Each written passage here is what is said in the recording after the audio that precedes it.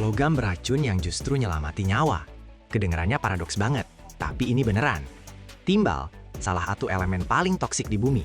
Dia udah meracuni kaisar-kaisar Romawi, ngebunuh ribuan pekerja, dilarang dicat sama bensin. Tapi tanpa dia, nggak ada satupun mobil di planet ini yang bisa nyala. Tiap detik, dunia memproduksi 2 ton timbal. 85% masuk ke aki, jantungnya setiap kendaraan. Timbal melindungi dokter dari sinar X dan menghentikan radiasi di pembangkit nuklir. Logam biasa paling berat yang bisa lo pegang, 11 gram per sentimeter kubik. Gimana caranya? Dari biji keperakan jadi logam kebiruan yang bisa ngebunuh sekaligus nyelamatin. Lo bakal tahu kenapa kekaisaran Romawi runtuh gara-gara pipa timbal, cara kerja aki timbal, dan kenapa racun kuno ini sampai sekarang masih nggak tergantikan. Tonton sampai habis, endingnya bakal nunjukin sisi gelap dari kemajuan. Ini cerita tentang logam yang nggak bisa diterima atau dilepas sama manusia.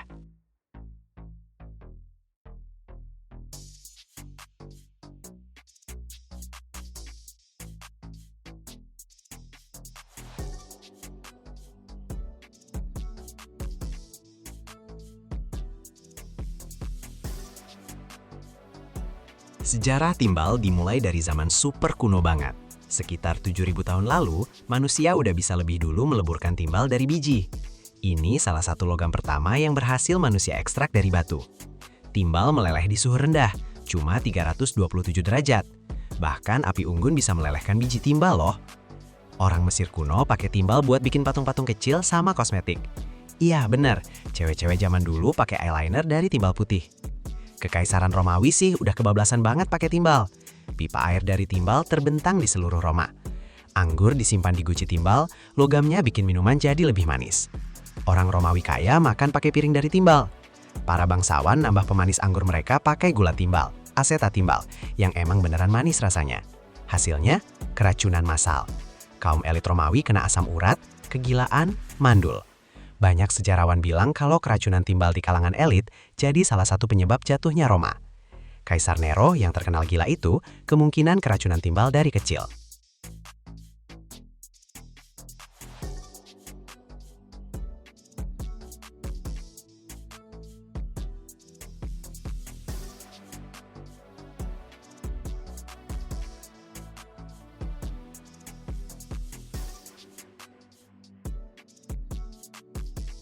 Di abad pertengahan, timbal dipakai buat bikin atap katedral, jendela kaca patri, sama huruf cetak. Para alkemis nganggap timbal itu logam paling rendah dan nyoba ngubahnya jadi emas. Di abad ke-19, industri timbal mulai booming banget. Cat berbasis timbal jadi andalan, warnanya cerah, tahan lama, murah pula. Timbal dipakai buat ngelapis mainan, furnitur, sampai dinding rumah. Anak-anak suka gigit mainan timbal dan akhirnya meninggal karena keracunan. Pekerja di pabrik timbal berjatuhan puluhan orang, debu logamnya ngerusak sistem syaraf mereka. Di abad ke-20, timbal ditambahin ke bensin sebagai zat anti ketukan. Tetraetil timbal naikin angka oktan, mesin jadi lebih halus, tapi asap knalpotnya meracuni kota-kota. Menjelang akhir abad, timbal di bensin udah dilarang hampir di semua tempat. Cat timbal juga dilarang, pipa timbal diganti sama yang plastik. Kayaknya era timbal udah berakhir, tapi ternyata enggak. Produksi timbal malah terus naik. Soalnya muncul bidang penggunaan baru yang gede banget, aki mobil.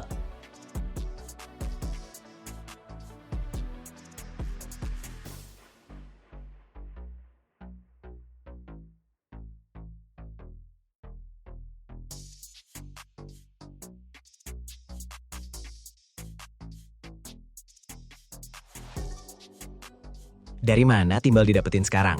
Mineral utama timbal itu galenit, sulfida timbal. Kristalnya berbentuk kubus, warna abu-abu keperakan, dengan kilo metalik. Beratnya gila banget, kepadatannya 7,5 gram per sentimeter kubik. Galenit sering ditemuin bareng sama perak, zinc, tembaga. Deposit terbesarnya ada di Cina, Australia, AS, Peru, Meksiko. Cina memproduksi setengah dari timbal dunia, sekitar 6 juta ton per tahun. Timbal ditambang secara terbuka di tambang atau lewat terowongan bawah tanah. Batuan diledakkan, dihancurkan, digiling. Hasilnya biji dengan kandungan timbal dari 3-10%. Itu udah cukup buat pengolahan industri. Bijinya diperkaya dengan metode flotasi. Biji yang udah dihaluskan dicampur sama air dan reagen khusus. Partikel galenit nempel ke gelembung udara dan mengapung, membentuk busa. Batuan kosongnya dibilas. Konsentratnya mengandung sampai 70% timbal. Nah, sekarang mulai metalurgi, mengubah mineral jadi logam.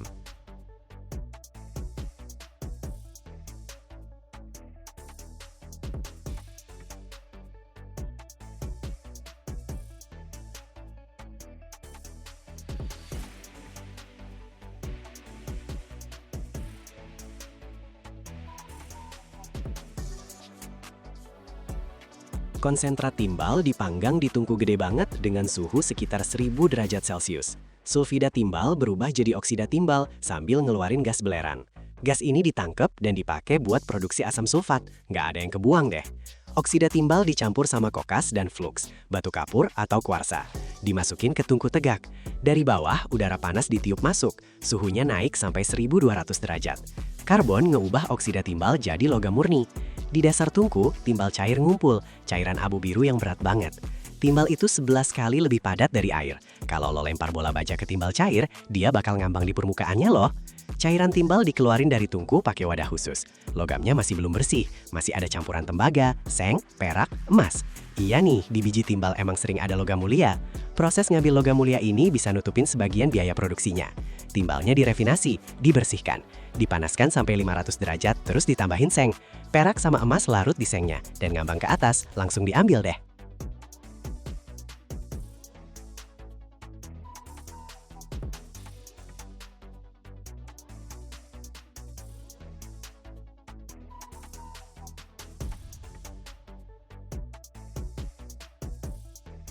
Timah murni yang udah dimurnikan dituang jadi batangan. Batangan standar beratnya sekitar 25 kilo dan ukurannya sebesar batu bata. Tapi beratnya kayak sak semen. Coba deh angkat. Timah itu berat banget dan lembut. Bisa dipotong pakai pisau, digores pakai kuku. Di suhu ruangan, timah bakal dilapisi lapisan oksida yang kusam, jadi nggak mengkilap lagi. Potongan yang baru warnanya keperakan kebiruan. Cakep sih, tapi sebentar udah kusam. Timah nggak berkarat dalam artian biasa. Lapisan oksida justru melindungi logamnya dari korosi lebih lanjut. Makanya pipa timah zaman Romawi masih awet 2000 tahun. Tapi yang paling penting dari timah, sifat racunnya. Timah dan senyawanya itu beracun. Kalau masuk ke tubuh, timah bakal numpuk di tulang, gantiin kalsium. Ngerusak sistem saraf, bikin anemia, ngerusak ginjal sama otak. Bahaya banget buat anak-anak. Walau cuma dikit aja udah bisa ganggu perkembangan sistem sarafnya. Nggak ada tingkat aman timah di darah. Berapapun jumlahnya tetap berbahaya. Makanya kalau kerja sama timah butuh perlindungan super ketat. Respirator, baju khusus, mandi wajib abis shift.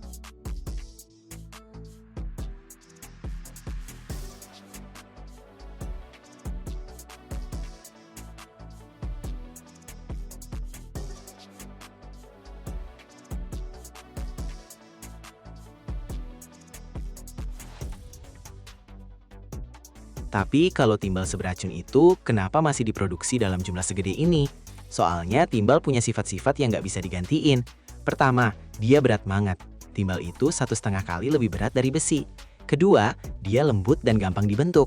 Ketiga, nggak tembus radiasi. Sinar gamma sama sinar X diserap timbal lebih baik daripada logam lain yang ada. Cuma emas sama tungsten yang lebih bagus, tapi harganya mahal gila. Makanya timbal dipakai buat perlindungan radiasi. Dinding ruang ronsen dilapisi lembaran timbal. Dokter sama teknisi pakai apron timbal. Beratnya 5 kiloan. Nggak nyaman sih, tapi ngelindungin. Kontainer buat ngangkut bahan radioaktif dibuat dari timbal setebal puluhan sentimeter. Di pembangkit nuklir, timbal dipakai di sistem proteksi. Jendela buat ngawasin reaktor dibuat dari kaca timbal. Transparan kok, tapi ngandung sampai 70% oksida timbal. Kaca kayak gitu ngeblok radiasi, tapi tetap ngelolosin cahaya. Tanpa timbal, kedokteran nuklir sama pembangkit energi bakal mustahil.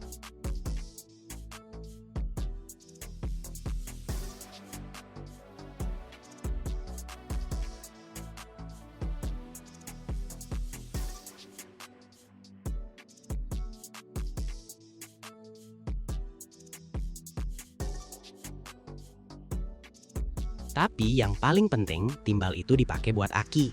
85% produksi timbal di seluruh dunia masuk ke aki timbal asam. Ini tipe aki paling umum di planet kita loh. Setiap mobil dengan mesin pembakaran punya aki kayak gini. 1 miliar mobil, berarti 1 miliar aki timbal. Gimana cara kerjanya?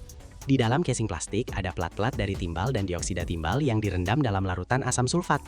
Waktu discharge, timbal sama dioksida timbal bereaksi sama asamnya, jadi sulfat timbal dan air. Nah, di situ keluar energi listriknya. Pas discharge, prosesnya berbalik. Listrik mengubah sulfat timbal jadi logam dan dioksida lagi. Siklusnya bisa diulang ratusan kali. Aki timbal itu andal, murah, kuat buat arus gede. Cocok banget buat starter mesin, soalnya starter itu nyedot ratusan ampere. Aki lithium ion belum bisa nyaingin dalam hal ini. Satu aki mobil itu isinya sekitar 10-15 kilo timbal. Tahan 3-5 tahun, habis itu didaur ulang.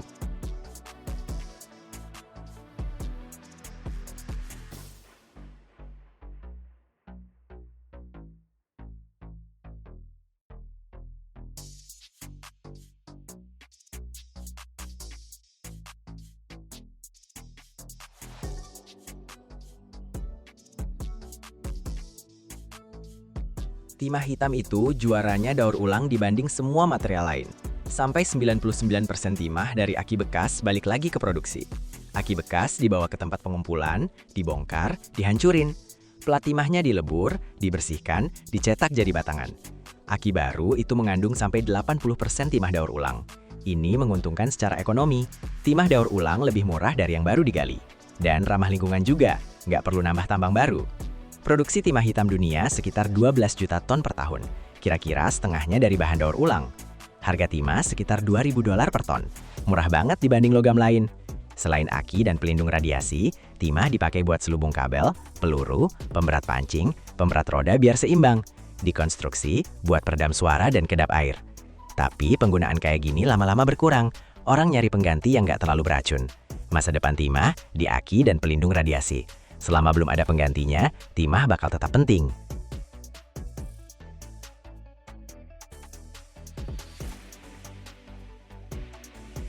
Nah, lewat proses panjang.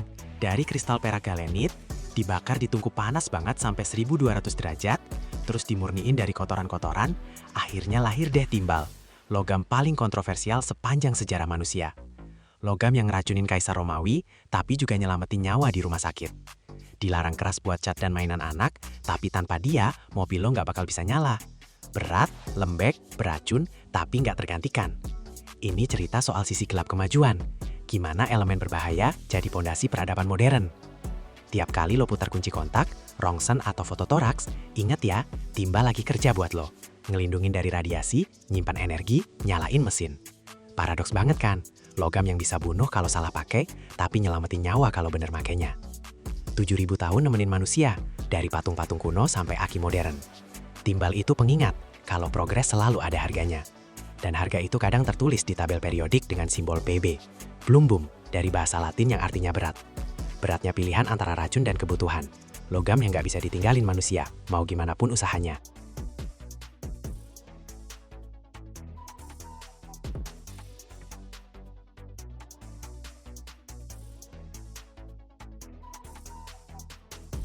Setiap tahun, umat manusia membuang lebih dari 50 miliar baterai. Ini cukup untuk membangun menara hingga ke bulan. Ini adalah gunung-gunung logam beracun dan bahan kimia yang bisa menjadi bahan baku untuk kehidupan baru, bukannya meracuni planet. Tapi, apa yang terjadi selanjutnya dengan semua sumber energi ini? Di mana mereka berakhir setelah daya hilang dari ponsel, laptop, atau mobil listrik Anda? Di balik pintu yang tak mencolok dari titik pengumpulan biasa, tersembunyi seluruh industri masa depan. Ini adalah dunia penghancur raksasa yang menggiling logam menjadi debu, pemisah magnetik yang memilah yang tak terlihat, dan tungku dengan suhu mencapai 1650 derajat Celcius, lebih panas dari kawah gunung berapi. Dan yang paling menarik, di akhir video ini, Anda akan mengetahui apa yang sebenarnya terjadi dengan litium yang dulu hidup di baterai Anda, dan mengapa proses ini disebut penambangan perkotaan, harta karun abad ke-21.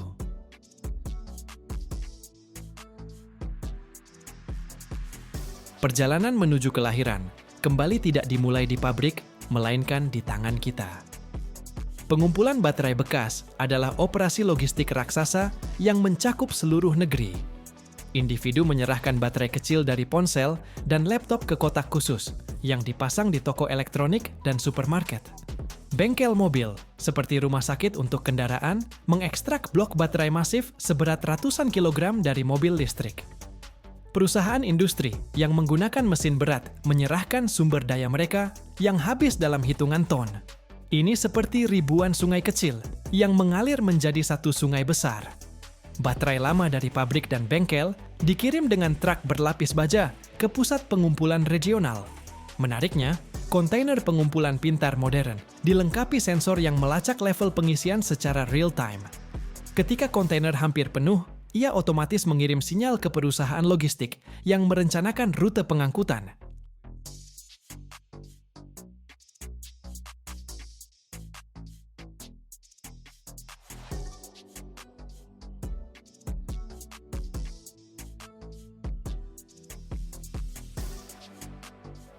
Ketika gunung baterai terkumpul tiba di pabrik penyortiran, dimulailah salah satu tahap yang paling kompleks dan bertanggung jawab. Baterai hadir dalam puluhan jenis berbeda. Lithium ion seperti di smartphone Anda, nickel metal hydride dari mainan lama, lead acid dari mobil. Mencampurnya saat daur ulang seperti mencampur pasir dengan gula. Di titik penerimaan kecil, pekerja seperti perhiasan menyortir baterai secara manual berdasarkan label dan penampilan luar. Tapi di fasilitas besar, teknologi masuk ke permainan. Baterai bergerak di sabuk konveyor di bawah pengawasan kecerdasan buatan. Sistem computer vision yang dilengkapi scanner sinar X dan spektroskopi menentukan komposisi kimia setiap baterai dalam pecahan detik. Manipulator robotik dengan kecepatan kilat mengambil jenis yang diperlukan dari aliran dan mendistribusikannya ke kontainer berbeda.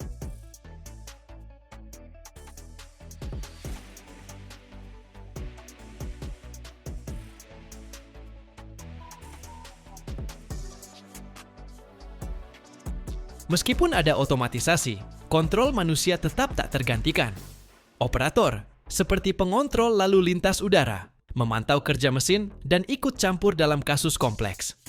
Jika baterai memiliki casing rusak atau tidak ada label, hanya manusia yang bisa membuat keputusan yang tepat. Ini terutama berlaku untuk baterai mobil listrik yang sangat besar. Blok raksasa ini yang beratnya hingga setengah ton dibongkar menjadi modul yang lebih kecil dengan bantuan robot khusus, tetapi penyortiran akhir sel sering dilakukan secara manual. Ini adalah pekerjaan teliti dan berbahaya yang membutuhkan konsentrasi maksimal. Pada akhirnya, setiap baterai yang disortir dengan benar bukan hanya sepotong logam. Ini adalah kesempatan untuk mengembalikan elemen tanah jarang berharga seperti kobalt dan lithium ke ekonomi dan mengurangi kerusakan kolosal yang disebabkan oleh penambangan primer mereka.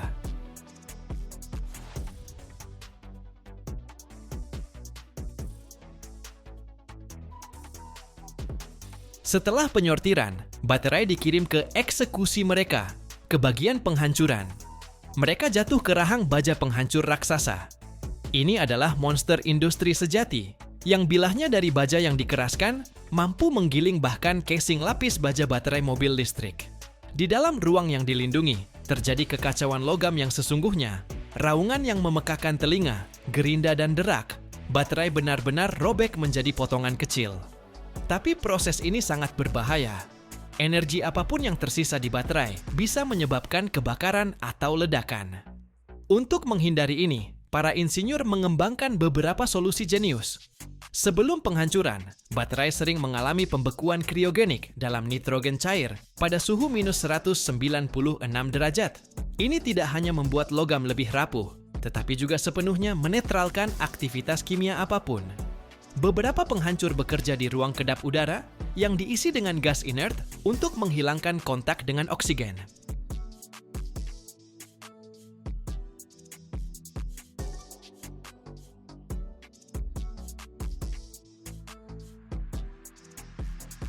Potongan yang dihancurkan melewati sistem pemisah magnetik yang dengan presisi luar biasa menarik baja, nikel, dan kobalt dari aliran. Tapi yang paling berharga adalah bubuk hitam halus yang mengendap di kolektor debu khusus. Ini dikenal sebagai massa hitam. Disinilah, dalam debu yang tampak tidak menarik ini, tersembunyi harta sejati abad ke-21. Lithium, kobalt, mangan, dan grafit. Sisa plastik dan jejak elektrolit dicuci dengan larutan khusus. Para insinyur di kabin berlapis baja memantau proses melalui kaca tebal, mengontrol suhu dan tekanan. Jika baterai tetap meledak, sistem langsung memadamkan kilatan dan proses tidak berhenti sedetik pun.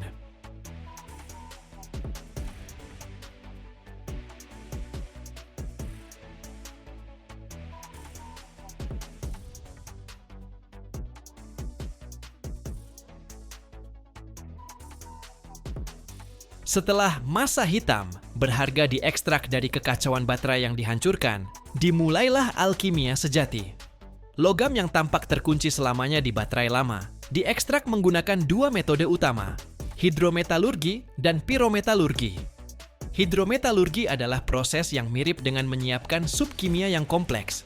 Massa hitam direndam dalam reaktor besar yang diisi dengan larutan asam, biasanya asam sulfat atau klorida. Dengan pengadukan dan pemanasan konstan, logam Litium, kobalt, nikel benar-benar larut, beralih ke keadaan cair. Untuk mengekstrak logam tertentu dari sup ini, proses ekstraksi ion digunakan. Reagen khusus ditambahkan ke larutan yang secara selektif mengikat hanya satu logam, seperti kunci dengan gembok. Akibatnya, setiap logam mengendap di lapisan terpisah.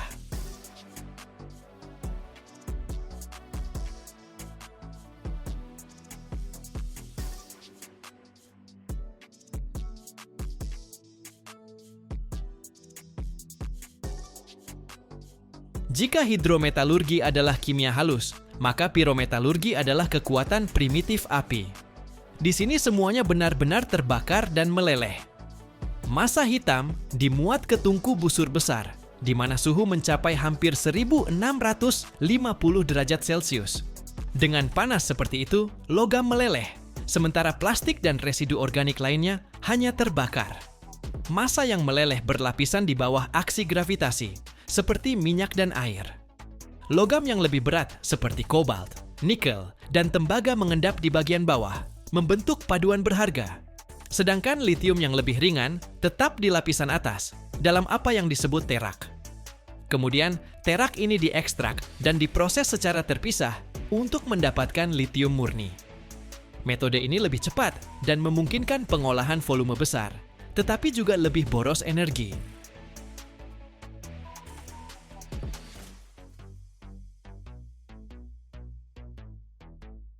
Setelah pendinginan, logam yang diekstrak tampil dalam bentuk batangan yang sangat murni, berkilau, halus, dan siap untuk kelahiran kedua mereka.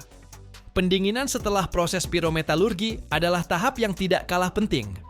Jika hanya membiarkan logam cair mendingin di udara, ini bisa memakan waktu beberapa hari dan menyebabkan pembentukan struktur kristal yang tidak merata, yang akan memperburuk kualitas.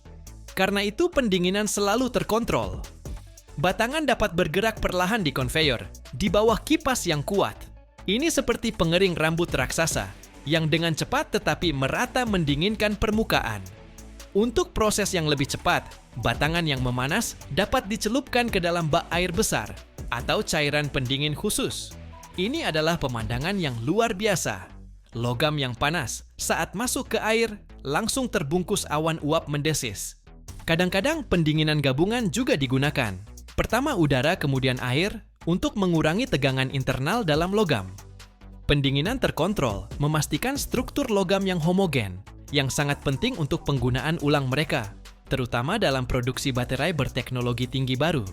Litium yang diperoleh, sekarang dalam bentuk litium karbonat yang sangat murni, akan kembali ke pabrik untuk menjadi jantung baterai baru, yang akan memberi daya pada mobil listrik atau bahkan ponsel Anda. Nikel dapat menjadi bagian dari paduan super tahan untuk turbin yang menghasilkan energi dari angin. Dan kobalt, komponen yang tak tergantikan dalam peralatan medis yang kompleks.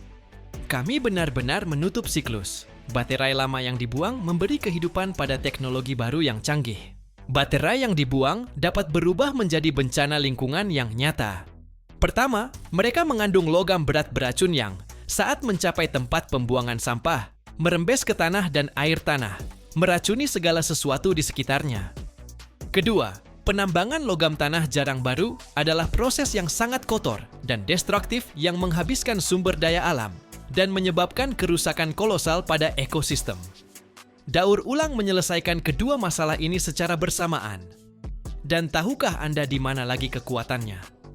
Semakin banyak baterai yang kita daur ulang, semakin sedikit kita bergantung pada pasokan bahan baku yang tidak stabil dari negara lain, memperkuat kemandirian teknologi kita. Meskipun semua pentingnya litium, hari ini di dunia hanya sekitar 1% logam ini yang didaur ulang. Alasan utamanya adalah biaya tinggi dan kompleksitas proses. Tapi sekarang juga, peneliti di seluruh dunia sedang mengembangkan teknologi baru yang lebih murah yang dapat mengubah situasi secara radikal dalam tahun-tahun mendatang. Bayangin ada bahan yang nggak meleleh, nggak ninggalin setetes air pun, langsung menguap ke udara gitu aja. Dia bisa membekukan apa aja dalam hitungan detik, bikin kabut putih tebal yang merayap di tanah, bahkan bisa bikin hidup berhenti kalau lo nggak hati-hati. Dry ice, ini bukan sekedar dingin biasa, Ini kekuatan alam yang bisa dikontrol, yang udah berhasil dicinakan manusia. Jauh di balik deru kompresor dan gumpalan asap putih, tersembunyi proses yang mirip sihir, di mana gas berubah jadi benda padat dengan suhu minus 78 derajat. Tapi dari mana sih gas ini didapetin dalam skala industri? Dan kenapa produksi dry ice dianggap sebagai keajaiban ekologis beneran? Tonton sampai habis, lo bakal lihat gimana yang dingin bisa jadi salah satu bisnis paling panas di dunia.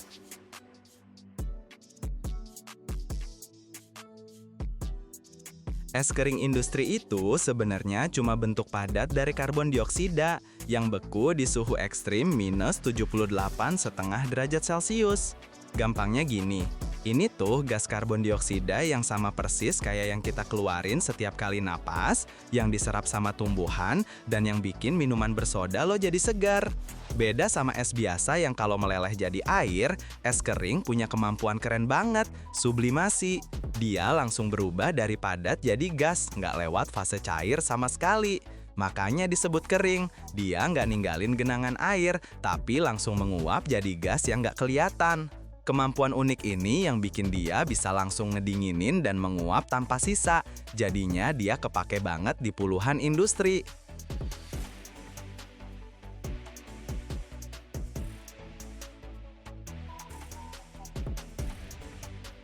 Di dunia medis, dry ice itu kayak penyelamat hidup beneran. Dipakai buat ngirim vaksin, organ donor, sama darah, di mana setiap detik keterlambatan dan setiap derajat tambahan bisa bikin orang kehilangan nyawa. Di krioterapi, dipakai buat membekukan dan ngilangin kutil dengan presisi tinggi. Di industri makanan, ini jadi jaminan kesegaran. Produk beku, daging, dan es krim dikirim dalam kontainer yang penuh sama keajaiban dingin ini. Nah, di dunia hiburan, dry ice itu alat utama buat nyiptain keajaiban. Kabut tebal yang mengalir di atas panggung konser dan pertunjukan teater, atau koktail berasap di bar, semua itu kerjaannya dry ice, yang pas ketemu air panas, langsung bikin efek visual yang keren abis. Produksi dry ice itu terjadi di pabrik kriogenik. Pabrik-pabrik ini nge-cover area industri yang super luas. Bayangin aja, bisa sebanding sama beberapa lapangan sepak bola. Di tengah area ini berdiri tangki kriogenik raksasa, menara baja yang tingginya bisa sampai 15 meter, dan bisa nampung sampai 100 ton karbon dioksida cair. Di dalam pabriknya sendiri, suara gemuruh terus kedengeran. Itu bunyi dari kompresor super kuat sama mesin pres hidrolik yang lagi bekerja. Dari tangki raksasa itu, gas cair ngalir lewat pipa-pipa tebal yang permukaannya ditutupin embun beku menuju ke jantung produksi, mesin pres. Mesin-mesin ini benar-benar monster, bisa ngepres sampai 500 kg dry ice cuma dalam 1 menit doang. Waktu karbon dioksida cair di bawah tekanan super gede keluar dari nozzle ke ruangan dengan tekanan atmosfer normal, terjadi ekspansi yang cepet banget. Proses ini, yang dikenal sebagai efek Joule-Thomson, bikin gasnya langsung dingin dan membeku, berubah jadi dry ice yang teksturnya kayak salju gitu, lembut. Awan uap putih tebal mengepul di atas ruang pres saat mesin pres hidrolik dengan kekuatan ratusan ton ngepres salju ini jadi briket yang padat dan berat atau butiran-butiran kecil. Conveyor belt terus bergerak, ngangkut balok-balok es ini. Mereka lewat terowongan yang didinginkan, di mana suhunya dijaga di bawah minus 40 derajat. Mesin otomatis motong plat-plat besar jadi potongan kecil atau ngubahnya jadi butiran seukuran kacang polong. Conveyor belt terus bergerak, ngangkut balok-balok es ini. Mereka lewat terowongan yang didinginkan, di mana suhunya dijaga di bawah minus 40 derajat. Mesin otomatis motong plat-plat besar jadi potongan kecil atau ngubahnya jadi butiran seukuran kacang polong. Mesin pengemas bekerja dengan kecepatan super kilat. Ke dalam kontainer thermal khusus dari styrofoam, mereka tuangkan dry ice dengan jumlah yang udah diperhitungkan banget. Mulai dari paket kecil 1 kiloan sampai kontainer gede ratusan kilogram. Mesin penyegal otomatis nutup kemasan dengan rapet banget biar proses sublimasinya melambat. Dalam sejam, satu pabrik kayak gini bisa produksi sekitar 5 ton. Nah, sekarang bayangin kondisi kerja di kerajaan es ini. Di zona tempat mesin pres dan jalur pengemas beroperasi, suhunya bertahan di bawah minus 40 derajat loh. Pekerja di sini mirip kayak penjelajah kutub. Mereka pakai baju tebal berlapis-lapis yang tahan dingin. Di tangan mereka ada sarung tangan khusus, soalnya kontak langsung sama dry ice bisa bikin luka bakar instan yang super nyeri banget. Di wajah, kacamata pelindung, dan masker, soalnya konsentrasi karbon dioksida yang tinggi di udara bisa bikin pusing dan sesak napas. Makanya di ruangan-ruangan pasti ada sistem ventilasi super kuat yang terus-terusan ganti udara dan jaga kadar oksigen tetap aman. Buat nggak kedinginan, para pekerja kerja shift pendek, gantian antara zona dingin sama istirahat di ruangan hangat. Banyak prosesnya udah otomatis banget, biar kehadiran manusia di kondisi ekstrim ini seminim mungkin. Tapi bahkan dengan perlindungan segitu, kerja di pabrik-pabrik kayak gini butuh stamina luar biasa dan disiplin ketat banget soal keselamatan kerja.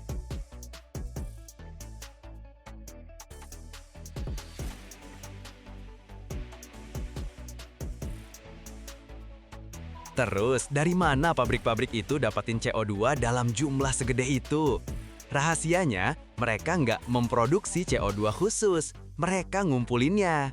Ini tuh hasil sampingan dari proses industri besar lainnya. Sumber utamanya dari pabrik amonia sama pupuk, pabrik bir yang ngeluarin gas dari proses fermentasi, terus juga kilang minyak sama pabrik semen. Daripada buang gas CO2 ini ke udara, mereka nangkapnya pakai alat khusus. Habis itu, gasnya dibersihkan bertahap dari kotoran, dikeringin, terus dikompres pakai tekanan tinggi sampai jadi cair. Proses ini contoh banget dari simbiosis industri sama ekonomi sirkular, di mana limbah dari satu produksi jadi bahan baku berharga buat yang lain.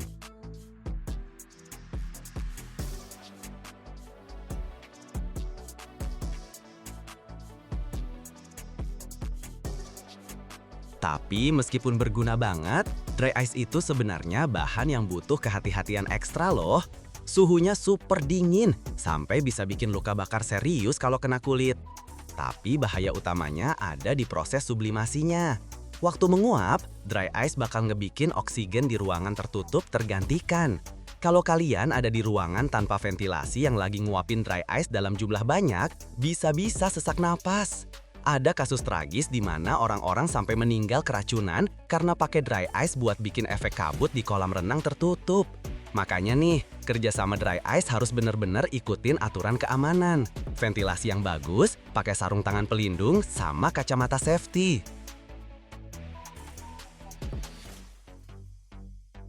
Nah, sekarang yuk kita intip masa depannya. Soalnya, es kering tuh punya masa depan yang bener-bener keren banget. Saat ini, para ilmuwan dan insinyur lagi ngembangin teknologi di mana es kering punya peran super penting. Contohnya nih, buat pemadam kebakaran. Beda sama air atau busa, es kering nggak ngalihin listrik dan nggak ninggalin bekas. Jadi cocok banget buat madamin api di ruang server, museum, atau pembangkit listrik. Butiran es kering disemprotin ke api, langsung bikin dingin dan ngeluarin oksigennya. Terus ada lagi yang namanya pembersihan kriogenik atau blasting. Butiran es kering super kecil ditambakin dengan tekanan tinggi ke permukaan yang kotor. Begitu kena permukaan, langsung menguap dan ledakan mikro dari gas yang meledak tiba-tiba literally ngerontokin kotoran, cat, atau karat tanpa ngerusak permukaannya sama sekali. Tapi prospek paling fantastis itu adalah terraforming planet. Para ilmuwan beneran lagi ngebahas kemungkinan pakai karbon dioksida yang dalam bentuk padat nutupin kutub Mars buat bikin atmosfer. Dengan melelehin es kering Mars pakai ledakan nuklir atau cermin raksasa, kita bisa memicu efek rumah kaca yang bakal ngehangetin planet itu dan bikin layak huni. Jadi material dingin yang ngebul ini, yang sekarang kita pakai buat ngedinginin minuman, suatu hari nanti bisa jadi kunci buat ngubah planet merah jadi rumah kedua kita. Ini buktiin bahwa bahkan benda yang kelihatan paling sederhana sekalipun, nyimpen potensi nggak terbatas yang masih harus diungkap sama umat manusia.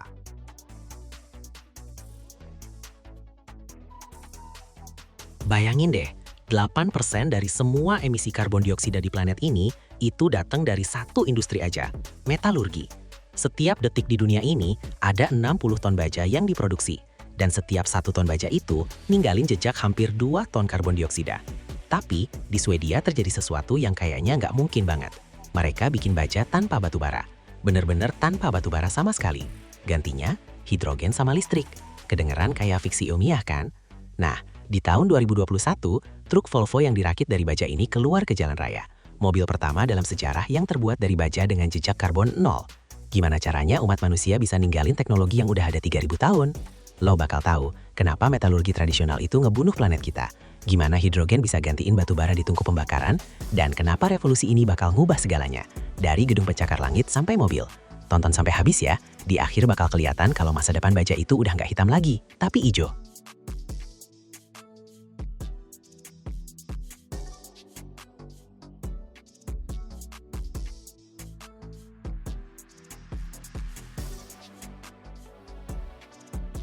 Sejarah industri besi dimulai 3000 tahun lalu, waktu manusia pertama kali bisa meleburin besi. Prinsipnya nggak berubah selama ribuan tahun. Biji besi dipanasin bareng batu bara. Karbon ngambil oksigen dari oksida besi, jadinya deh besi murni. Ini namanya reduksi.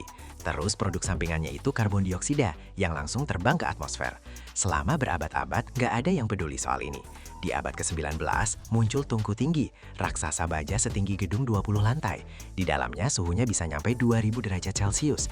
Dari bawah ditiup udara panas banget. Dari atas dimasukin biji besi sama kokas, batu bara yang udah dibakar khusus. Biji turun ke bawah, ketemu karbon, terus keluarlah besi cor cair yang menyala oranye kayak lava. Dari besi cor ini nanti dibuat baja. Caranya ditiup pakai oksigen buat ngilangin kelebihan karbon.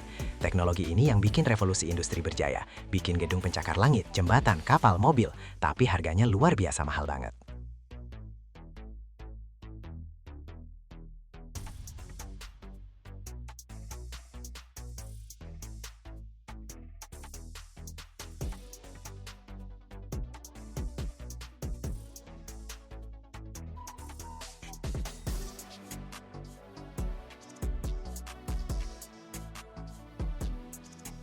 Setiap ton baja butuh sekitar 600 kg kokas. Waktu dibakar dan biji besinya direduksi, dihasilkan hampir 2 ton karbon dioksida per ton baja. Produksi baja dunia, hampir 2 miliar ton per tahun. Hitung aja, sekitar 3,5 miliar ton CO2 tiap tahunnya. Itu 8% dari seluruh emisi gas rumah kaca dunia. Lebih banyak dari semua industri penerbangan di planet ini. Kalau industri metalurgi ini negara, dia bakal jadi nomor 3 penghasil emisi terbesar setelah Cina dan Amerika Serikat. Dan masalahnya makin parah, permintaan baja terus naik, terutama di negara-negara berkembang. Tahun 2050 nanti, emisi dari metalurgi bisa 2 kali lipat kalau nggak ada yang diubah. Manusia terjebak nih, tanpa baja, peradaban modern nggak mungkin ada, tapi baja ngerusak iklim. Aluminium atau plastik nggak bisa gantiin baja di kebanyakan penggunaannya, sifatnya beda banget. Yang dibutuhin tuh revolusi, dan revolusinya dimulai di Swedia yang dingin, di Kataluleo, di balik lingkaran kutub.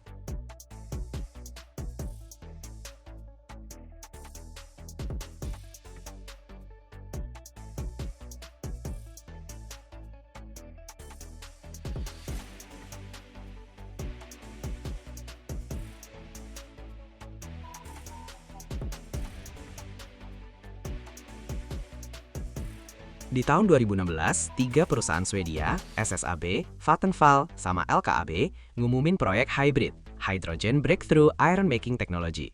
Teknologi bikin besi pakai hidrogen yang bener-bener breakthrough. Idenya kedengaran gila banget, ganti karbon jadi hidrogen buat proses reduksi biji besi. Jadi, daripada reaksi besi plus karbon yang ngasilin CO2, mereka pakai besi plus hidrogen yang cuma ngasilin H2O, air. Ya cuma air doang, nggak ada emisi karbon dioksida sama sekali. Tapi tantangannya luar biasa berat nih. Mereka harus bangun pabrik produksi hidrogen pakai elektrolisis dari energi terbarukan. Harus rancang reaktor reduksi langsung besi pakai hidrogen. Harus buktiin kalau besi kayak gitu bisa diubah jadi baja berkualitas tinggi. Dan semua ini harus menguntungkan secara ekonomis. 5 tahun kerja keras, ratusan juta euro diinvestasiin. Terus di bulan Juni 2021, di Luleå, mereka nyalain pabrik baja berbasis hidrogen pertama di dunia. Masih instalasi percobaan sih, tapi udah beneran jalan. Revolusinya udah dimulai.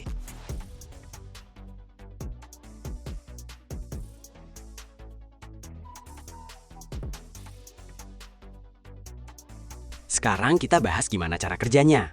Prosesnya dimulai dari produksi hidrogen. Biasanya hidrogen itu dihasilkan dari gas alam, tapi ini ngasih emisi CO2. Hybrid pakai elektrolisis air. Air dialiri listrik dari pembangkit angin dan PLTA. Airnya pecah jadi hidrogen dan oksigen.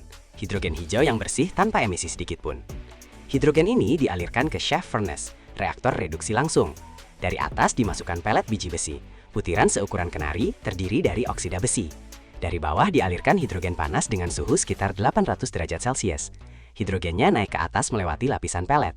Terjadi reaksi kimia. Hidrogen ngambil oksigen dari oksida besi. Hasilnya besi metalik dan uap air. Yup, cuma uap doang.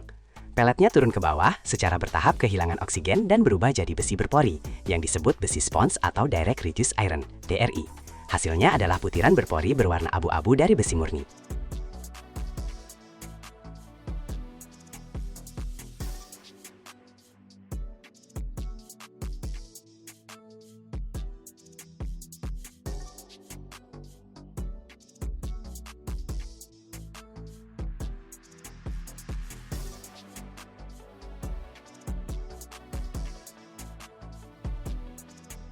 Tapi ini belum jadi baja nih.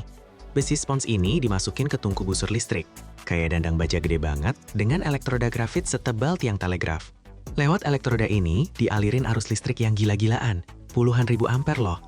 Antara elektroda sama logamnya muncul busur listrik dengan suhu sampai 3.500 derajat Celcius. Ini lebih panas dari permukaan matahari ya guys. Besinya meleleh cuma dalam hitungan menit aja.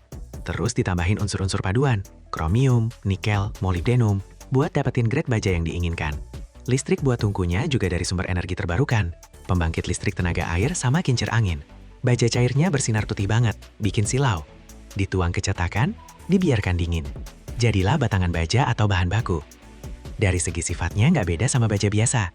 Tapi jejak karbonnya hampir nol banget. Seluruh prosesnya nggak pakai segram pun batu bara, segram pun kokas, atau meter kubik gas alam. Cuma biji besi, hidrogen, listrik, sama air. Inilah yang namanya metalurgi fosil nol.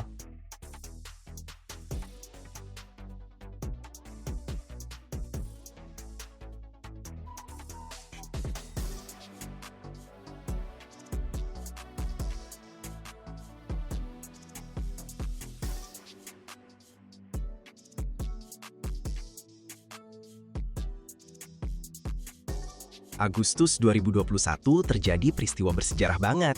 Perusahaan SSAB ngirim partai pertama baja hijau ke pelanggannya. Pembelinya, Volvo. Dari baja ini mereka bikin komponen bodi buat truk. Mobil pertama dalam sejarah manusia yang dibuat dari baja bebas karbon loh. Volvo langsung ngetes. Kekuatan, ketahanan lelah, kemampuan las, ketahanan korosi, semua parameternya identik sama baja biasa atau bahkan lebih bagus. Soalnya prosesnya lebih terkontrol. Kotoran yang nyampur juga lebih dikit. Tahun 2022, partai baja hijau juga udah diterima perusahaan lain, produsen ekskavator, alat berat konstruksi, peralatan rumah tangga. Mercedes-Benz pesen partai buat dipakai di mobil penumpang. SSAB ngumumin kalau tahun 2026 bakal launching pabrik skala penuh pertama yang pakai hidrogen. Kapasitasnya 1.300.000 ton baja per tahun. Tahun 2035 nanti, semua produk SSAB bakal bebas karbon. Perusahaan ini janji bakal ngurangin emisi Swedia sampai 7%, cuma dari peralihan ke hidrogen aja. Tapi hybrid nggak cuma sendirian nih. Di Swedia juga lagi dibangun pabrik H2 Green Steel dengan kapasitas 5 juta ton per tahun. Rencananya bakal mulai beroperasi tahun 2025. Di Jerman, perusahaan ThyssenKrupp lagi ngubah tungku-tungku tingginya buat pakai hidrogen. Di Austria, voestalpine udah ngejalanin pabrik hidrogen pilot. Di Korea Selatan, POSCO nginvestasiin miliaran buat teknologi ini. Bahkan Cina, produsen baja terbesar di dunia, udah ngumumin pembangunan pabrik-pabrik berbasis hidrogen. Pemerintah-pemerintah juga support banget teknologi ini dengan subsidi sama keringanan pajak. Uni Eropa udah nerapin pajak karbon buat impor baja. Makin banyak emisinya, makin tinggi pajaknya. Ini bikin baja hijau jadi lebih kompetitif. Masalah utamanya sekarang, harga hidrogen hijau. Hidrogen dari elektrolisis masih lebih mahal daripada yang dari gas alam. Tapi harganya terus turun loh. Dalam 10 tahun terakhir, biaya elektrolisis udah turun sampai 3 kali lipat. Seiring makin banyaknya energi terbarukan, hidrogen bakal makin murah. Kelebihan lain dari metalurgi hidrogen lebih ringkas banget. Pabrik metalurgi tradisional tuh kompleks gede parah. Pabrik kokas kimia, pabrik aglomerasi, tungku blast furnace, konverter, mesin rolling. Semua itu ngabisin area berkilo-kilometer. Pabrik hidrogen jauh lebih kompak. Elektroliser buat bikin hidrogen, tungku shaft buat reduksi biji, tungku busur listrik buat peleburan. Kita bisa bangun pabrik dekat sumber biji besi dan energi terbarukan. nggak perlu ngangkut bahan baku dari ujung dunia. Proyek-proyek Swedia pakai biji dari tambang lokal Kiruna, salah satu yang terbesar di dunia, dan listriknya dari PLTA sama wind farm di Swedia Utara. Logistiknya jadi lebih simpel, biaya produksi turun. Kualitas bajanya juga bisa lebih bagus loh. Reduksi langsung pakai hidrogen, ngasilin besi yang lebih bersih. Kandungan sulfur, fosfor, dan kotoran berbahaya lainnya lebih dikit. Baja kayak gini lebih cocok buat aplikasi kekuatan tinggi, aviasi, mobil, jembatan, turbin angin. Ironisnya nih, teknologi yang ramah lingkungan ternyata secara teknis juga lebih oke.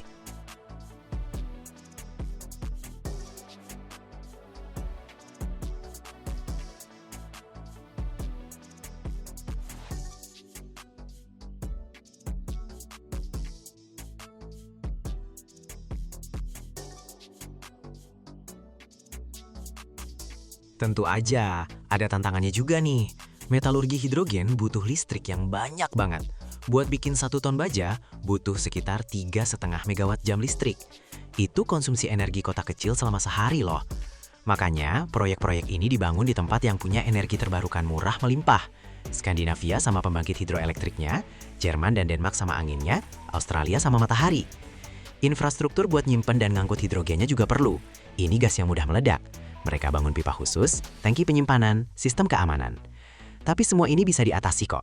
Teknologinya ada, ekonominya mulai masuk akal, kemauan politiknya juga. Analis memperkirakan kalau tahun 2030, 10% baja dunia bakal diproduksi pakai hidrogen. Tahun 2050, sepertiga atau bahkan setengahnya. Ini bakal ngurangin emisi CO2 1 miliar ton per tahun, kayak ngilangin 200 juta mobil dari jalanan. Revolusi di metalurgi, tenang tapi powerful banget.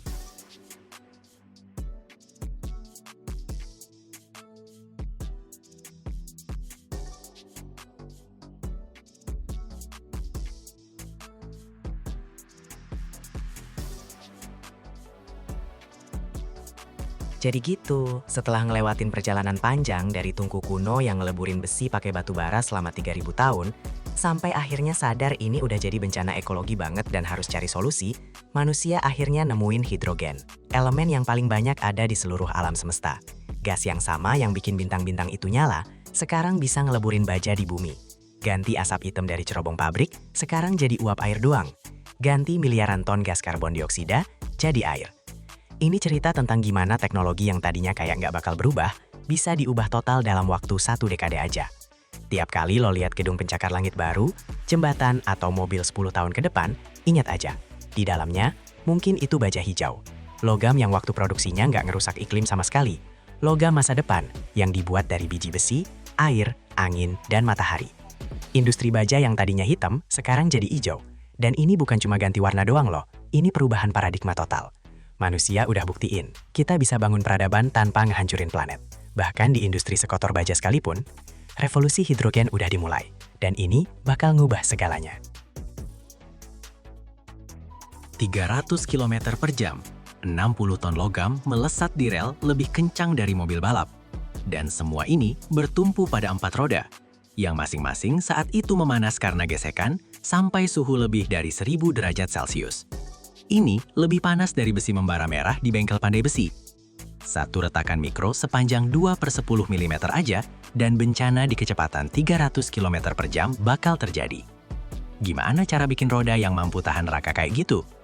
Baja apa yang nggak hancur gara-gara pemanasan berulang? Kenapa dalam logam nggak boleh ada lebih dari 2 bagian hidrogen per sejuta? Lo bakal tahu gimana roda terkuat di dunia diciptakan. Lewat tes apa aja mereka harus melewati, dan kenapa cacat produksi di sini benar-benar mustahil. Tonton sampai akhir, finalnya bakal nunjukin apa yang ada di balik setiap detik perjalanan aman di kecepatan 300 km per jam.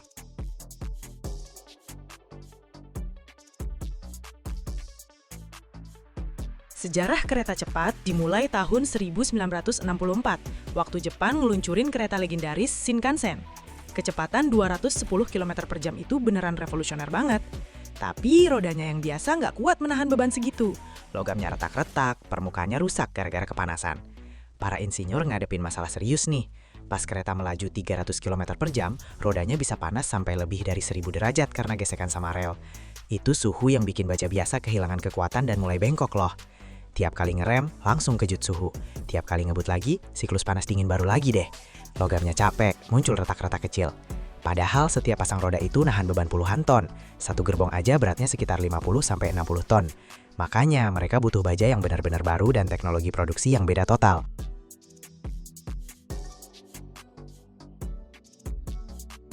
Para ahli metalurgi ngembangin paduan khusus yang bisa nahan kondisi ekstrim dari roda kecepatan tinggi.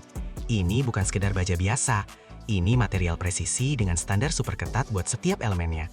Kandungan kotoran berbahaya udah ditekan sampai seminimal mungkin banget. Yang paling diperhatiin, hidrogen. Atom mungil ini bisa nyusup ke struktur kristal baja dan bikin jadi gampang rapuh. Makanya kandungan hidrogennya nggak boleh lebih dari 2 bagian per sejuta. 2 bagian per sejuta. Bayangin aja, kayak 2 butir pasir dalam 1 ton logam. Kemurnian segitu cuma bisa dicapai pakai tungku peleburan baja khusus dengan degasifikasi vakum. Baja cairnya ditahan dalam ruang hampa udara, biar hidrogennya keluar dari logam. Setiap proses peleburan dimonitor sama puluhan sensor. Kalau ada sedikit aja penyimpangan, langsung semua batch-nya balik ke peleburan lagi. Di sini nggak ada istilahnya kompromi.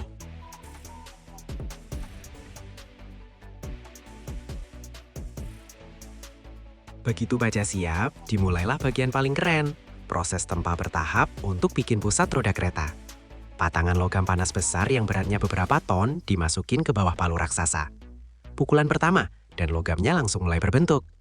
Suhu benda kerjanya sekitar 1200 derajat, logamnya bersinar oranye terang banget, panasnya nggak kuat banget. Palu tempa yang beratnya ratusan ton menghantam benda kerja dengan kekuatan yang bisa ngehancurin tank. Tapi di sini semuanya presisi. Setiap pukulan udah dihitung sama komputer.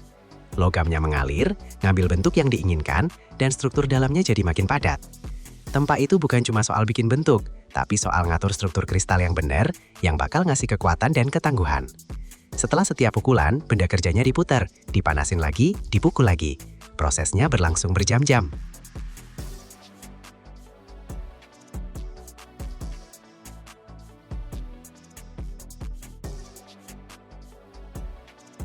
Abis ditempa, pusat velg masih kayak bahan mentah kasar. Jauh banget dari velg jadi. Tapi, logamnya udah dapat kekuatan dari dalam. Sekarang dimulai deh proses panas. Quenching. Velgnya dipanasin sampai suhu kritis, sekitar 900 derajat, dan ditahan sampai seluruh strukturnya jadi seragam. Terus, langsung dicelup cepet ke oli atau air. Logamnya langsung mengeras dalam kondisi khusus. Keras, tapi masih terlalu gampang pecah. Makanya ada tahap berikutnya, tempering. Velgnya dipanasin lagi, tapi kali ini suhunya lebih rendah, sekitar 500 derajat, terus didinginkan pelan-pelan. Logamnya jadi lentur, ulet, bisa nyerap benturan tanpa retak. Nah, kombinasi keras sama ulet inilah yang bikin velg sanggup ngelewatin kondisi kerja yang gila-gilaan. Proses panas ini makan waktu beberapa hari, nggak bisa buru-buru sama sekali.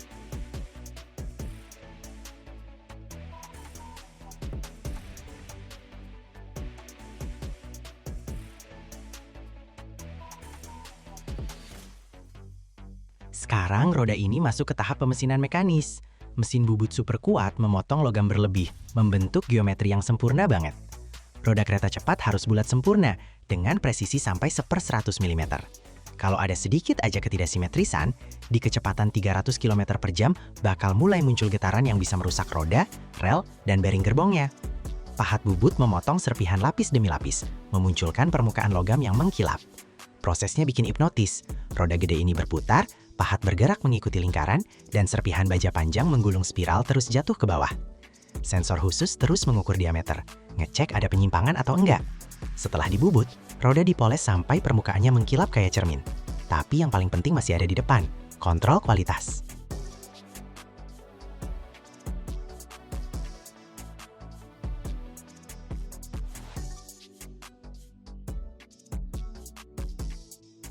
Setiap roda harus melewati serangkaian tes brutal. Tahap pertama, kontrol ultrasonik.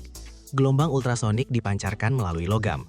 Kalau ada mikropori, rongga, atau retak sekecil 2/10 mm di dalamnya, gelombang bakal memantul dan sensor langsung mendeteksinya. Cacat sekecil 2/10 mm aja bisa jadi titik awal kehancuran saat melaju kencang.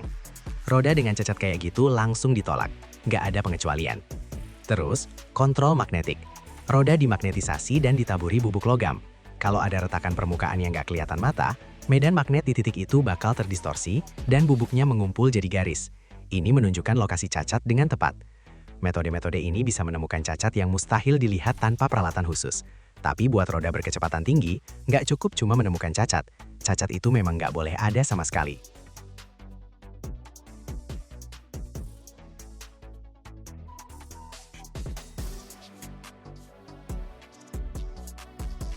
Setelah pemeriksaan non-destruktif, sampel dari setiap batch dikirim untuk uji destruktif.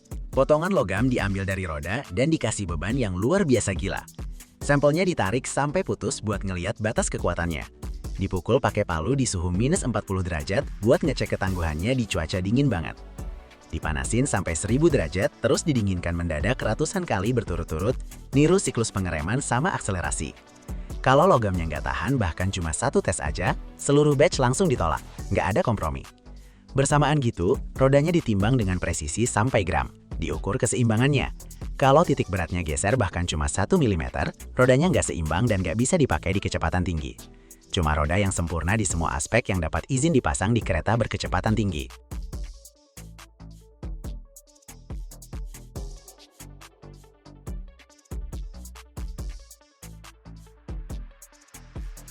Setelah roda lolos semua tes, roda ini dikasih kode khusus.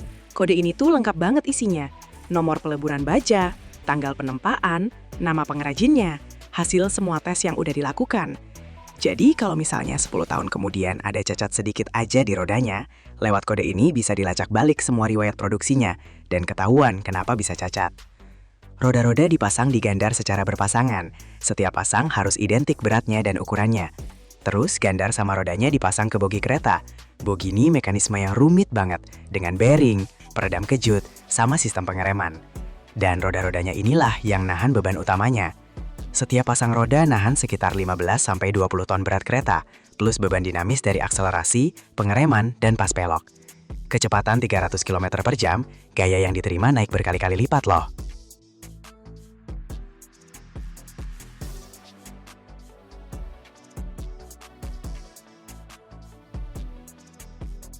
Roda kereta cepat itu umurnya sekitar 1 juta kilometer loh. Bayangin aja, itu sama kayak keliling bumi lewat khatulistiwa 25 kali. Selama perjalanan segitu panjangnya, roda ini ngalamin puluhan ribu kali dipanasin terus didinginkan lagi. Jutaan kali benturan sama sambungan rel, plus gesekan terus-menerus dengan tekanan sampai bertonton. Setiap beberapa bulan, rodanya dicopot buat dicek. Diukur tuh ketebalan peleknya, dicari retak-retaknya, terus diperiksa ausnya. Kalau ketebalannya udah berkurang lebih dari batas yang diizinin, langsung dibuang. Kalau udah ada tanda-tanda logamnya capek, ya dibuang juga. Keselamatan penumpang nggak bisa ditawar-tawar nih. Di seluruh dunia, cuma ada beberapa pabrik doang yang mampu bikin roda kayak gini. Jepang, Jerman, Prancis, Cina, mereka jagoannya di bidang ini. Tiap pabrik nyimpan rahasia teknologi mereka sendiri, komposisi baja yang unik banget, cara-cara khusus buat perlakuan panasnya. Ini level tertinggi dari metalurgi dan teknik mesin sih.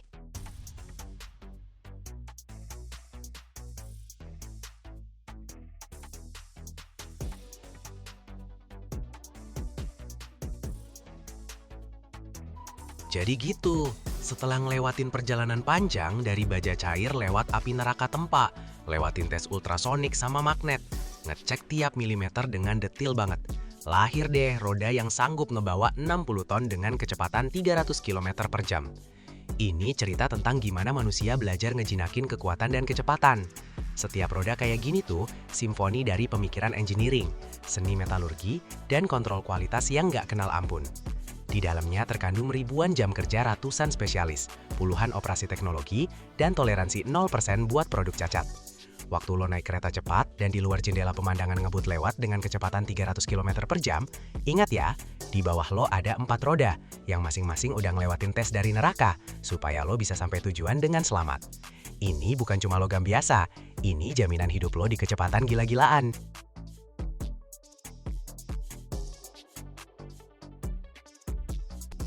Bayangin deh, kaca yang dulu kalau pecah jadi serpihan mematikan, sekarang malah bisa nyelamatin nyawa. Gimana sih manusia bisa ngubah benda rapuh ini jadi armor buat mobil? Setiap tahun di seluruh dunia, diproduksi lebih dari 100 juta meter persegi kaca mobil. Cukup buat nutupin area seluas satu negara loh. Tapi keajaiban sesungguhnya terjadi di tempat batuan cair berubah jadi permukaan yang super mulus. Di dalam tungku yang suhunya mencapai lebih dari 2700 derajat Fahrenheit. Ini lebih panas dari permukaan lava cair, guys.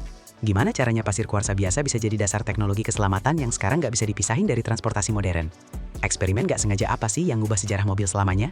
Lo bakal tahu gimana kaca aman pertama diciptain, rahasia apa aja yang tersembunyi di lapisan-lapisannya, dan kenapa kaca depan mobil sekarang bisa nahan benturan batu dengan kecepatan 100 km per jam. Tonton sampai habis, di akhir bakal kelihatan berapa banyak tahapan yang dilalui kaca buat melindungi nyawa lo.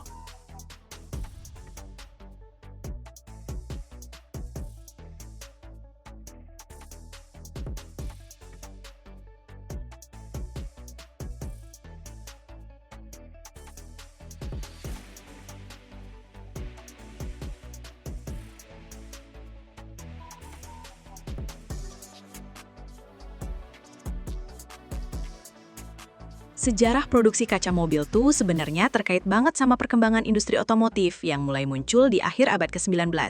Waktu mobil-mobil pertama mulai nongol di jalan, mereka sama sekali nggak dilengkapin kaca loh.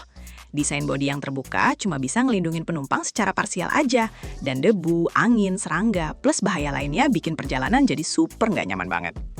Nanti pas mobil-mobil udah makin kencang, muncul deh kebutuhan buat pasang pelindung buat sopir sama penumpangnya. Kaca depan mulai dibuat dari kaca jendela biasa, yang meskipun ngasih pelindungan tertentu, punya kekurangan serius nih. Waktu kecelakaan, kacanya pecah jadi serpihan besar yang tajam banget, dan itu bikin banyak orang terluka bahkan meninggal. Kacanya nyayat wajah, leher, tangan sopir sama penumpang. Ini tuh jadi masalah beneran yang butuh solusi cepat.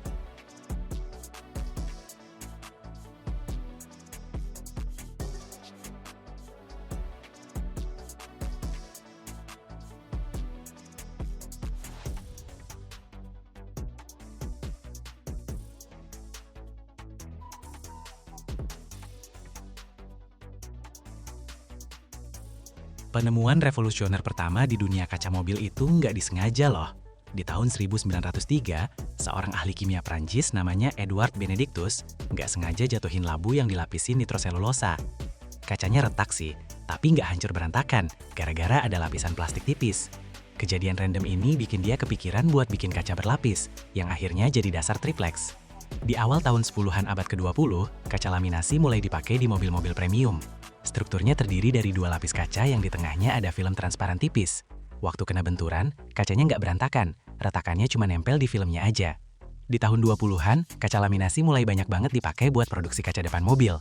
Keunggulan utamanya adalah keamanannya yang jauh lebih tinggi. Bahkan waktu kecelakaan parah sekalipun, pecahan kacanya nggak berterbangan kemana-mana, tapi tetap nempel di lapisan polimernya.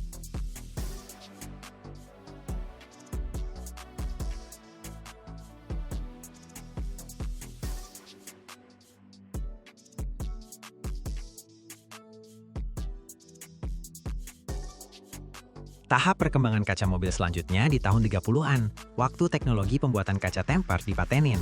Material ini dibuat dengan cara ngemanasin kaca sampai suhu tinggi, terus langsung didinginkan secara mendadak. Hasilnya, kaca jadi lebih kuat, dan kalau pecah bakal hancur jadi potongan-potongan kecil dengan ujung yang tumpul, jadi luka-luka bisa diminimalisir banget. Di pertengahan abad ke-20, kaca tempered mulai dipakai buat jendela samping dan belakang mobil. Produksinya lebih murah dibanding triplex, dan udah cukup aman buat bagian-bagian mobil itu. Di tahun 50-an dan 60-an, kaca mobil makin canggih berkat perkembangan teknologi. Ada perubahan penting nih, triplex makin disempurnain, pengembangan film polimer baru bikin kaca laminasi jadi lebih jernih, tahan terhadap sinar ultraviolet dan lebih awet. Produksi massal, sama otomatisasi proses produksi berhasil nurunin biaya kaca mobil.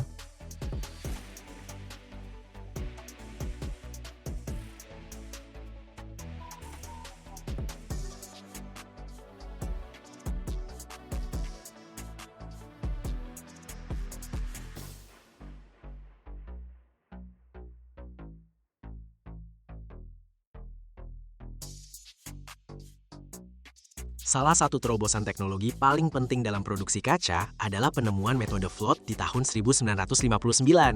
Teknologi ini, yang dikembangkan oleh perusahaan Inggris Pilkington, memungkinkan pembuatan kaca yang permukaannya sempurna halus dengan cara menyebarkan massa kaca cair di atas permukaan timah yang meleleh.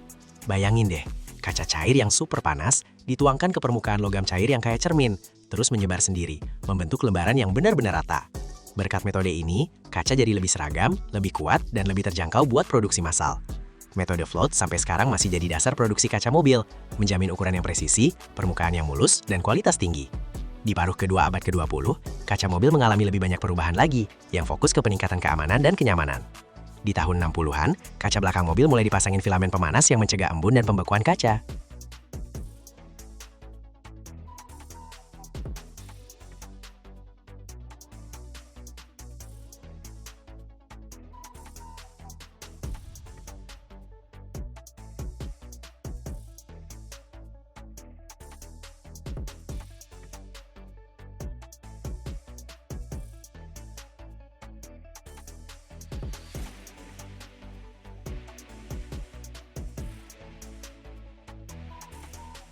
Di tahun 80-an, muncul kaca dengan lapisan logam khusus yang bisa memantulkan sinar matahari dan ngurangin panas di dalam mobil. Kaca anti-UV berkat teknologi baru udah bisa ngasih perlindungan hampir sempurna dari radiasi berbahaya. Kaca mobil modern dibagi jadi beberapa jenis, tergantung fungsi dan cara pembuatannya. Kaca depan biasanya kaca berlapis, terdiri dari 2 lapis kaca dengan lapisan plastik di tengahnya. Struktur kayak gini bikin kaca nggak bakal pecah jadi serpihan tajam kalau rusak. Kaca samping dan belakang biasanya kaca tempered, yang kalau kena benturan bakal pecah jadi potongan-potongan kecil tumpul, jadi ngurangin resiko cedera. Atap panoramik atau jenis kaca khusus lainnya sering pakai kaca laminasi atau tempered dengan lapisan khusus buat lindungi dari sinar UV.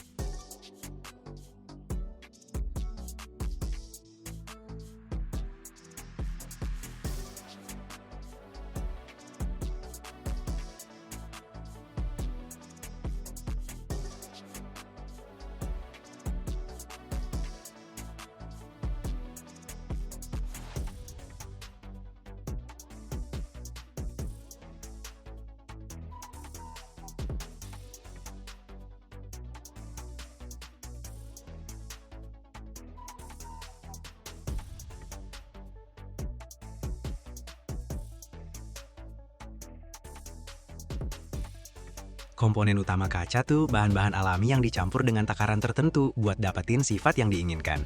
Pasir kuarsa adalah bahan utama kaca yang bikin dia jadi transparan. Pasirnya harus benar-benar murni dan minim banget kandungan kotoran di dalamnya. Soda ditambahin buat nurunin suhu leleh kaca. Kapur ningkatin kekuatan mekanis dan sifat kimia kaca. Bahan tambahan lainnya dipakai buat ngoreksi warna, transparansi, ketahanan terhadap sinar UV, dan sifat-sifat lainnya. Bahan bakunya dibersihkan, dikeringin, dan digiling sampai halus merata. Penting banget nih buat ngeliatin kotoran-kotoran yang bisa ngaruh ke kualitas kaca semaksimal mungkin. Setelah bahan baku disiapkan, semuanya dimasukin ke tungku khusus buat dilebur. Suhu leleh buat ngubah jadi massa kaca sekitar 2732 derajat Fahrenheit. Ini suhu di mana batu berubah jadi cairan. Dalam proses peleburan, bahan baku berubah jadi cairan kental yang homogen.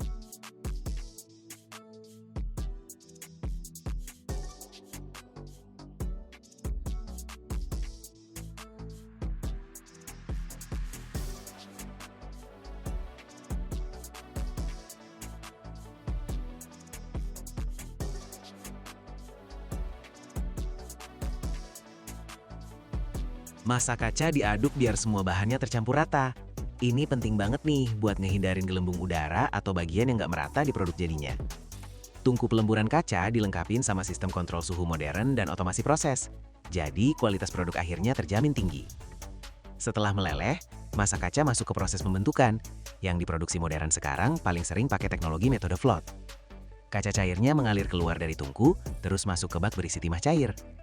Karena timah punya densitas tinggi, massa kaca menyebar rata di permukaannya. Dengan gravitasi sendiri, kaca membentuk permukaan yang sempurna rata dan mulus banget. Dengan ngecilin suhu secara perlahan, kaca jadi mengeras. Pas keluar dari bak, kaca udah bisa diolah loh. Metode float ini bikin lembaran kaca dengan parameter geometris yang presisi dan kualitas permukaan tinggi. Setelah dingin, lembaran kacanya dipotong sesuai ukuran yang dibutuhin buat produksi otomotif.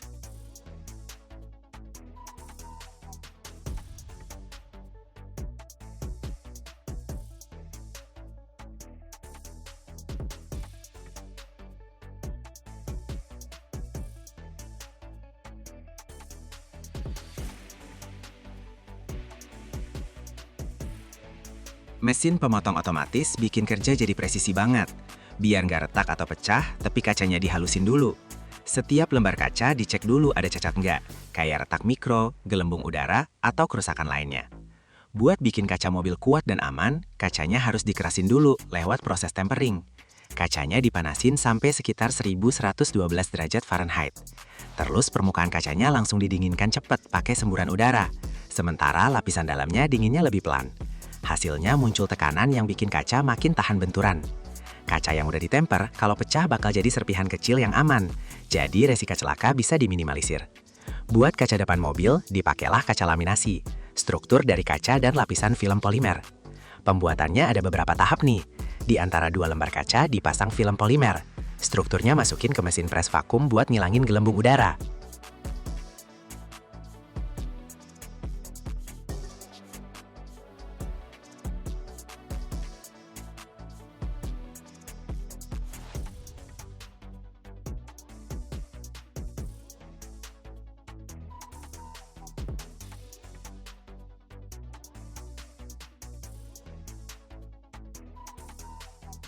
Terus kacanya dipanasin di autoclave sampai suhu 284 derajat Fahrenheit dengan tekanan tinggi banget. Ini bikin lapisan-lapisannya nempel kuat. Kaca laminasi ini tahan benturan banget, dan kalau rusak juga tetap nempel di lapisan polimernya. Jadi pengemudi sama penumpang tetap aman. Buat bikin kaca mobil makin canggih, dikasih berbagai lapisan pelindung nih. Ada lapisan anti silau yang ngurangin pantulan dari matahari atau lampu mobil lain. Terus ada pelindung UV yang ngeblokir sinar ultraviolet berbahaya. Ada juga lapisan hidrofobik yang bikin air langsung ngalir turun dari permukaan kaca. Bahkan ada elemen pemanas. Di kaca depan bisa dipasang kawat-kawat tipis pemanas yang memudahin buat ngilangin es atau embun. Nah, buat dapetin bentuk yang pas, dipakai mesin thermoforming khusus. Kacanya dipanasin sampai jadi lentur, terus dibentuk sesuai spesifikasi yang diinginkan.